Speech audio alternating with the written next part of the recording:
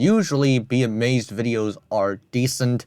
This one is not. So let's watch this. Let's think about the biggest and meanest of the dinosaurs. This video was made in 2018, so the Spinosaurus should still be up to date to 2018. This is not 2018 Spinosaurus. We think about the Tyrannosaurus Rex, or T-Rex for short. Of course you're using Jurassic World Rexy. Its name even means Lizard King in Tyrant Lizard King. Lizard King just means Saurus Rex. Latin. But what if there were dinosaurs many millions of years ago that were even more terrifying? Join me as we look at the 10 dinosaurs that were just as lethal as the T-Rex. There are no dinosaurs more lethal than the T-Rex. Maybe Albertosaurus or something, but that's pretty much it.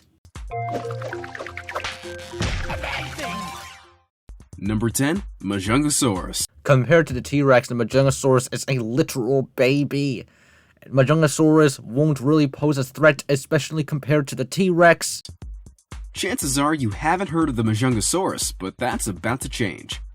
Majungasauruses were short and stocky in build, and actually shared the T-Rex's most laughable attribute, the puny forearms. The Majungasaurus's forelimbs are actually puny, while the T-Rex still had some usages.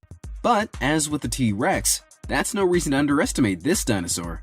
It's thought Majungasaurus made use of its short snout to bite onto prey and shake them until they died. Due to their strong, reinforced neck muscles, robust vertebrae, and interlocking ribs, it would have been able to bite and hold, meaning if one was able to latch onto any opponent, even a T-Rex, it could inflict potentially fatal damage. You just took a footage from Jurassic World Evolution, which is known for having the most bogus fights ever.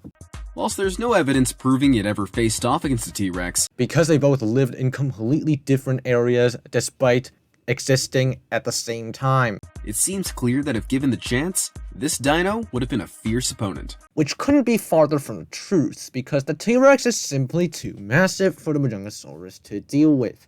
Realistically, the Majungasaurus would just completely run away, but if they were to engage in a fight, the T-Rex wins 1000% of the time. Number 9. Triceratops. You might not have expected to find a type of herbivorous dinosaur in this list, but okay, so Triceratops might be just as lethal as the T-Rex because of all the Triceratops' properties, and you'd definitely get intimidated by the Triceratops. You'd be wrong. Both the Triceratops and the T-Rex lived during the Cretaceous period. More specifically, they lived together at the end of Cretaceous. And with appetite of the size of the T-Rex, you can bet that these two dinosaurs crossed paths. But you shouldn't be so quick to dismiss the Triceratops as mere helpless prey. Why should we, when the Triceratops is a herbivore, and when it deems you as a threat, it will immediately charge at you and then kill you? Triceratops adults grew in excess of 30 feet long, and weighed around 6 to 12 tons, compared with 6 to 8 tons for an adult Rex. In addition to being heavier, Triceratops boasted 3 deadly horns, which it could use to fight off predators. Its method of combat was to charge its attacker with these horns front and center. If you want to look for good fights, don't use Jurassic World Evolution.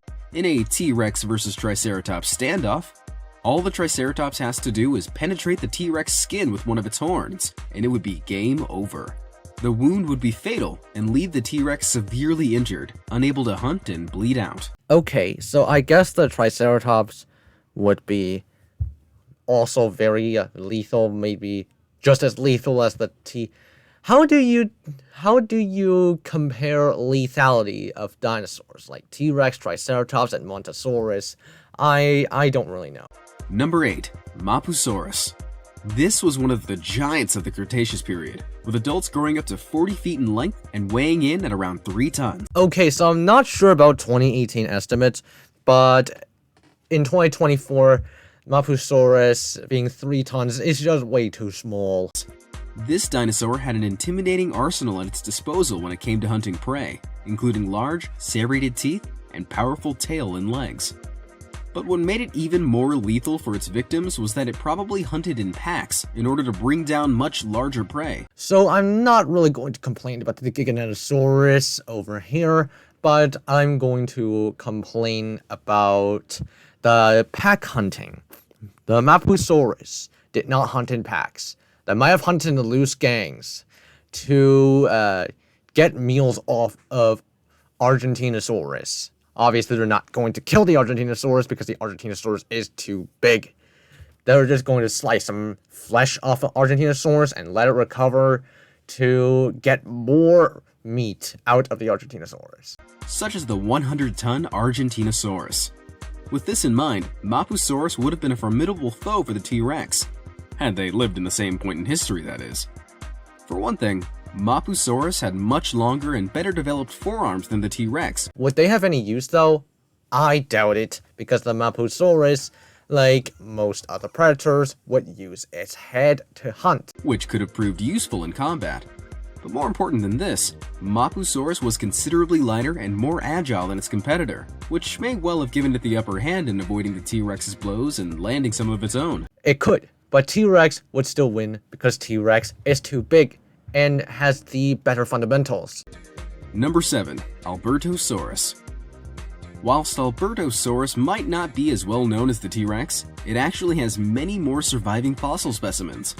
An adult Albertosaurus could grow to around 30 feet and weigh about 2 tons. That doesn't mean the Albertosaurus is more lethal than the T-Rex, because the Albertosaurus over here, it looks less lethal, and it is less lethal.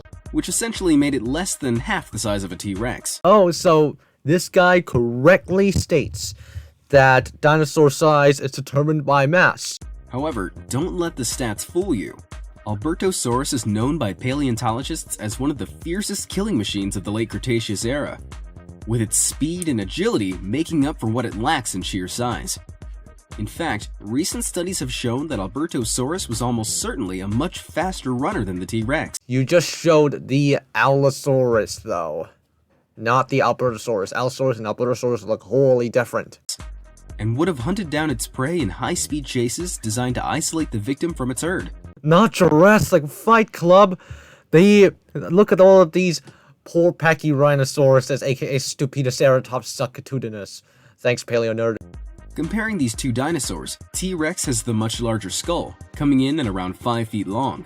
However, whilst Albertosaurus had a smaller skull, this made for a stronger and shorter muzzle, which may have well provided this dinosaur with a much more powerful bite.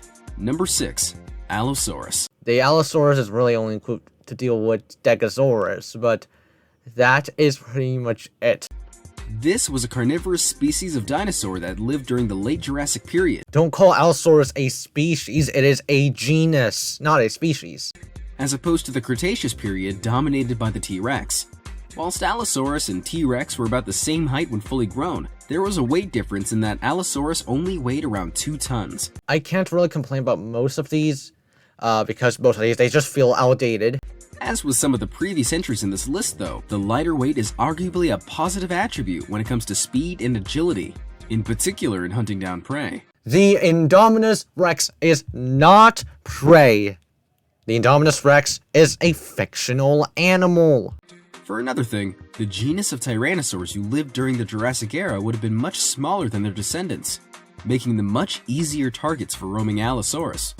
Evidence such as injuries found on fossil remains have also shown that Allosaurus was an active predator of larger animals than itself. The Allosaurus hunted Stegosaurus. One such example is a fossilized Stegosaurus neck bone with an Allosaurus-shaped bite mark out of it. Ooh, gross, right? So, while T-Rex was known to have sometimes scavenged for food from the carcasses of already expired creatures, even Clash of the Dinosaurs correctly states that the T-Rex is both a predator and a scavenger if it needed to be. Allosaurus had no qualms about bringing down larger, living prey. Indeed, a recent article by ThoughtCo argues that Allosaurus may have been the most fearsome meat-eating dinosaur of Mesozoic North America. Number 5. Carnotaurus. I'm sorry, but the Carno is still not as lethal as the T-Rex.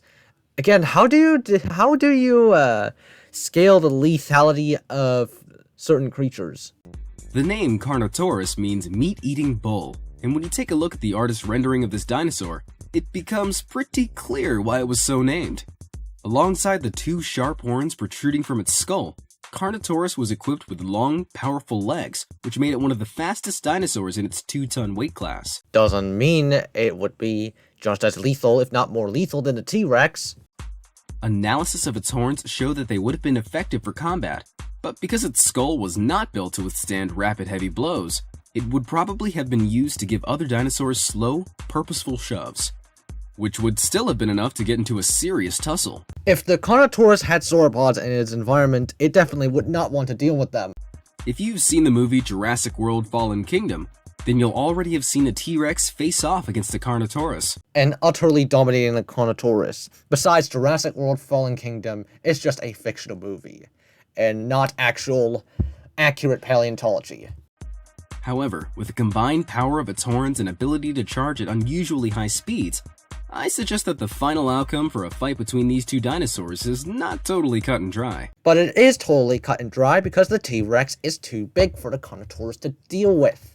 Number 4. Giganotosaurus. Both Giganotosaurus and T-Rex lived in the Cretaceous period, but at totally different times, with the former preceding T-Rex by 30 million years. This is unfortunate, because a showdown between these two dinosaurs would have been truly epic in scale. Except that it wouldn't really happen because of both of these dinosaurs' self-preservation instincts.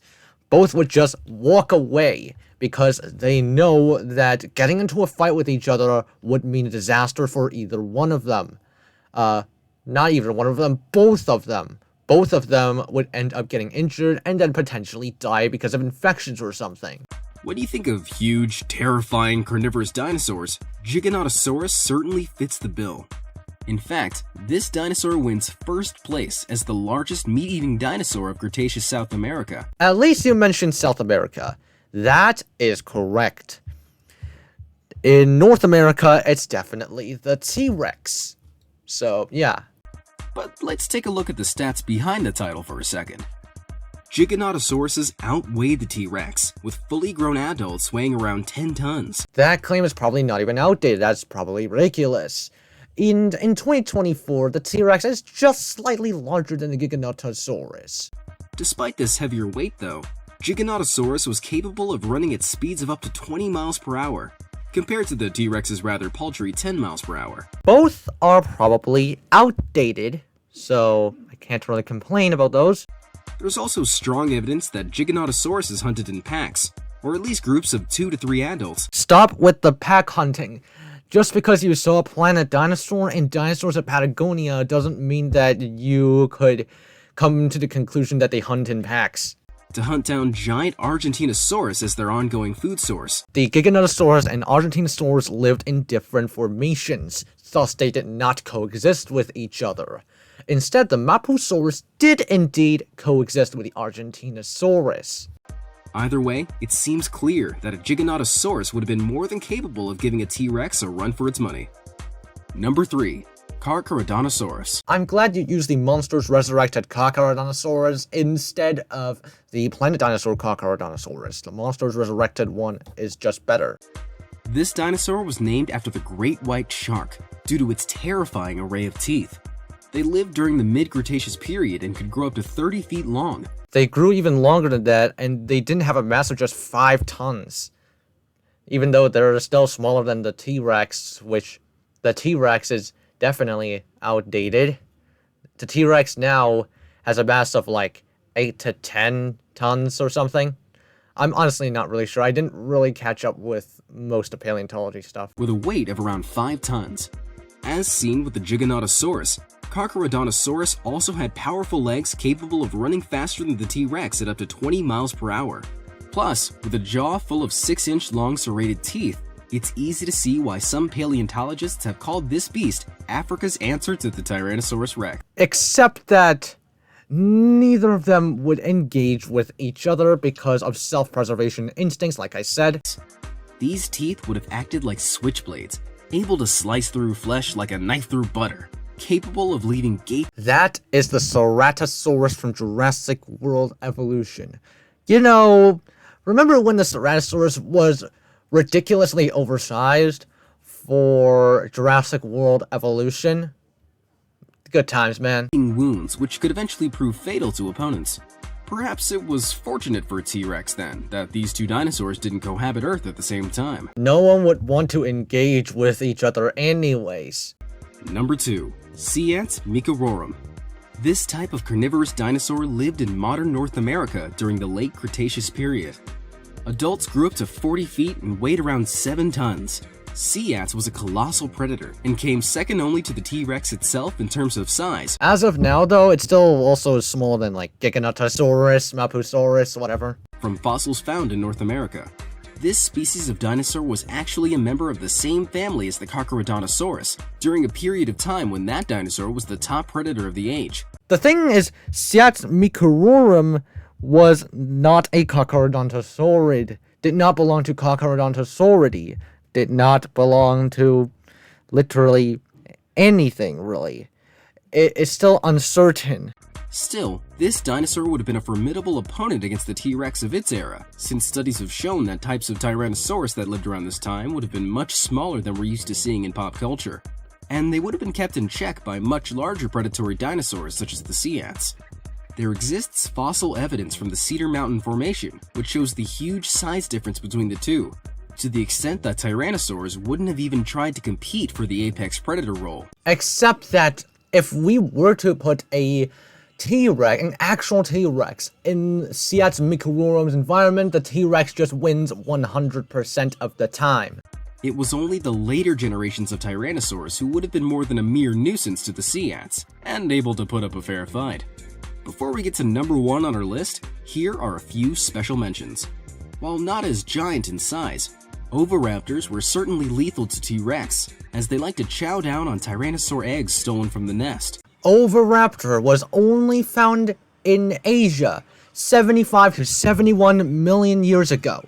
So the T-Rex and the Oviraptor did not coexist with each other. Instead, the Oviraptor lived in the same formation as the Velociraptor and the Protoceratops.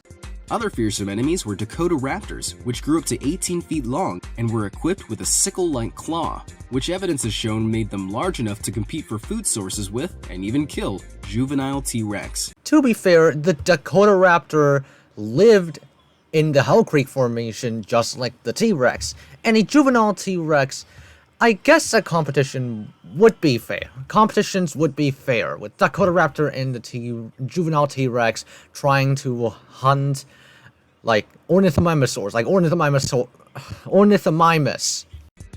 Next up, Troodon, Which does not exist. which were around 3 feet tall and probably had an omnivorous diet. But as this image shows, that didn't stop them from taking a bite out of larger predators, such as the T-Rex. Stenonychosaurus did not coexist with the T-Rex, and there really is no way that a Stenonychosaurus would want to deal with anything significantly larger than itself. If the opportunity arose. A gaping wound could be lethal for a large dinosaur, even if the agitator was more of a parasite than a genuine competitor. Number 1. Spinosaurus. Oh, you actually showed a up-to-date Spinosaurus, especially in 2018. Let's get the facts on the table. Spinosaurus were the largest predatory dinosaur known to roam Earth. It is the longest theropod, but it is not as big as the Tyrannosaurus Rex. Move over, T-Rex.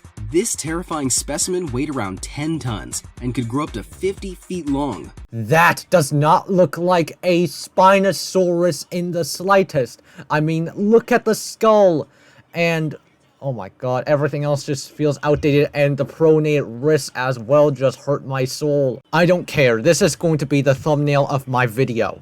Although other estimates have increased this length to 60 feet.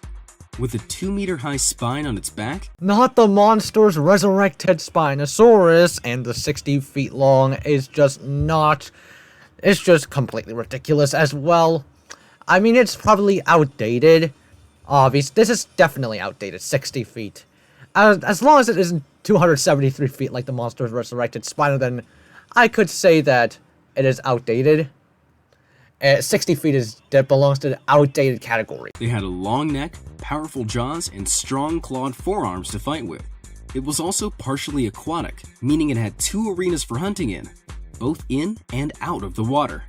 Whilst T-Rex and Spinosaurus lived neither in the same time period or the same continent, there is one way to see what a battle between these 2 dinosaurs might have looked like. T-Rex wins, even in the shallow waters. Spinosaurus would only stand a chance in the deep waters.